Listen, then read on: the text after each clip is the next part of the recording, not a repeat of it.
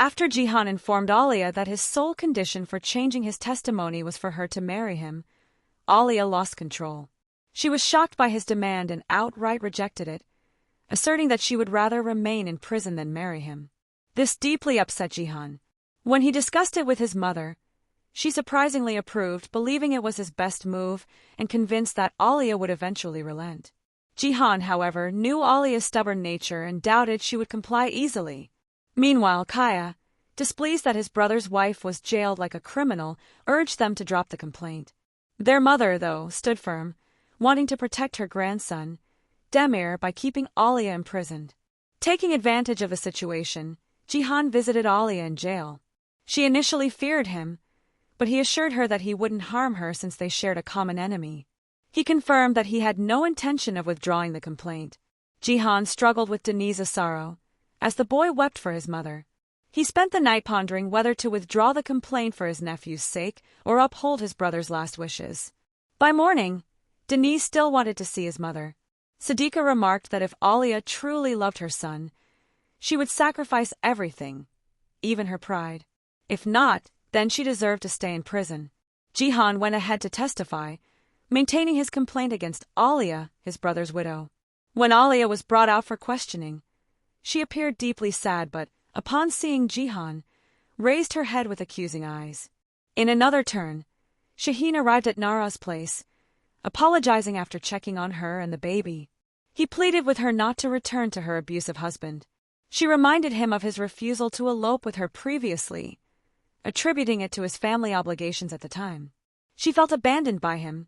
Şehir implored her not to continue punishing herself with the bad marriage, acknowledging her initial rebellious motives. Oskan, her husband, then arrived, shocked to find Şehir there. He asked Nara if she would return home, but she opted to go to her family's house. Alia, upon returning home, was startled by the presence of the press. Cihan shielded her from being photographed and angrily suspected Demir had tipped off the media. Cihan again asked Alia to marry him to escape her predicament, but she stood her ground. Siddiqa arrived with Demir, further agitating Alia. Cihan quickly took Demir away, not wanting him to see his mother in such a state, and had him sent back to the mansion. Siddiqa confronted Alia, insisting that if she truly cared about her son, she would accept Cihan's offer. Alia, in tears, refused to listen. Later, Cihan rebuked his mother for involving Demir and warned her against future interference. He was resolved to make Alia agree to the marriage. The court session proceeded, and Cihan's lawyer informed him that things had gone his way, with Alia now allowed to continue her case outside prison. When Cihan tried to take Alia away, she resisted but was forced into the car. Siddiqa, unhappy with Alia's release, awaited her next move. Nara, too, was being discharged from the hospital, with Siddiqa curious about her decision to return to her husband or family. Şehir overheard a ban on him entering the mansion if Nara returned, upsetting him. A worker, Bax, informed Nara of Siddiqa's stance, prompting her to inform Alia about it. Alia, desperate, agreed to Cihan's conditions to secure her son's return. Cihan, seeing her son Deniz happy to see his mother, granted her request under strict terms. Men would guard the door, and she would meet with him to hear him out.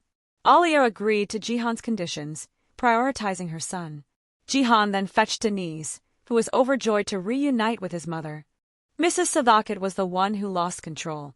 She couldn't fathom her son permitting the boy to be taken. Cihan urged her to stay out of it after she had brought the child to court. His final remark to her was that Alia would come back to this house with her son as his wife. During this period, Nadim discovered Akmal's plan to move goods from the barren land. Akmal aimed not only to relocate the goods but also to strip Cihan of his leadership and pass it to his son Şehir.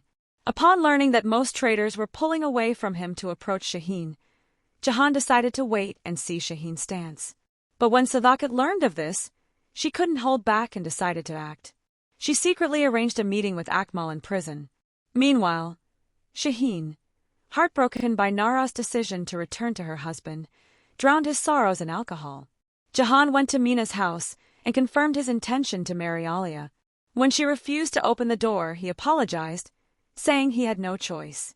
When Oskan returned home, he was surprised to see Nara, who had earlier insisted she wouldn't come back but would return to her parents' house. She had no explanation for her return.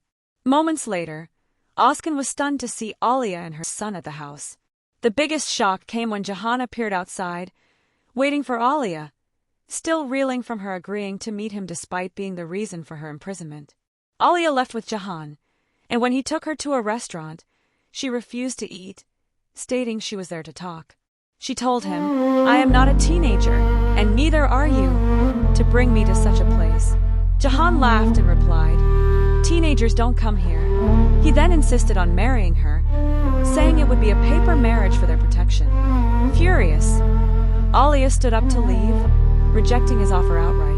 Şehir, still drunk, went to Özkan's house to see Nara. When the men stopped him, Kayıt intervened and took Şehir home. Seeing Şehir's condition, Özkan learned Cihan's condition for withdrawing his complaint was to marry Nara. He quickly called the lawyer with this new information. When Demir heard the news, he called Alia, proposing a meeting to offer a solution. Alia reluctantly agreed. Nadim informed Cihan that goods were moving through their land. Simultaneously, Uzak had visited Akmal, who, upon seeing her, exploded in anger, refusing to speak to her and calling her a snake. Undeterred, Uzak believed Akmal would eventually have no choice but to face her.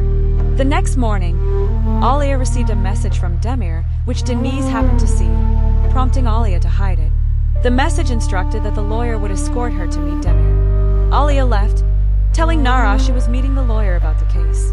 Kayıt, following Cihan's orders, kept an eye on her. Nara, worried about the message, tried to contact Cihan or Kayıt but couldn't reach them. Cihan and Kayıt were at the land's borders due to Nadim's tip-off about the shipment. When asked why Nadim informed him, Cihan explained it was to gain leverage, to which he agreed. Meanwhile, Alia met with the lawyer who led her to Demir. Cihan, upon learning about her meeting with Demir, rushed to intervene. Uzak quickly called Cihan using their private line to inform him about Alia. Confronting Alia, Demir proposed that she marry Cihan and act as his ally to protect her son and defeat their common enemy. Alia accused Demir of being as insane as the rest but realized it might be her only way out. She left the meeting, requesting the lawyer take her home. Cihan intercepted their path, immediately attacking the lawyer upon exiting his car. He demanded answers from Alia about her dealings with Demir. As she hesitated, memories of Demir's words flooded her mind. While Cihan pressed for details, Alia had already resolved what she needed to do.